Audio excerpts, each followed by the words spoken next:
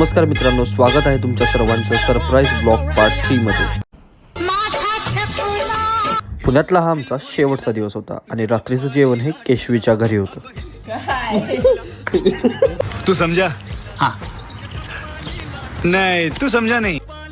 तिला जेवण बनवायला थोडी हेल्प करत करत सार्थक बाबांचं मोठं ज्ञान ऐकलं।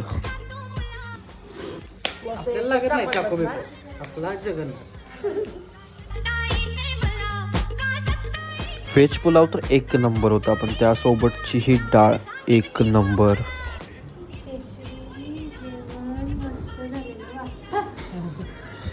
ही मुलगी जेवढी दिसायला हार्ड आहे तेवढं तिचं जेवण पण हार्ड होतं। सो हा टाइम आहे पुण्याला बाय म्हणायचा। समोर बोलायची माझ्या हिंमत नाही। बघ क्वालिटी जेवण डाळ अशी असते आणि 2 कुकर भात खाल्ला। चला भेटूया आता आपल्या पुढच्या ब्लॉगमध्ये। Bye bye.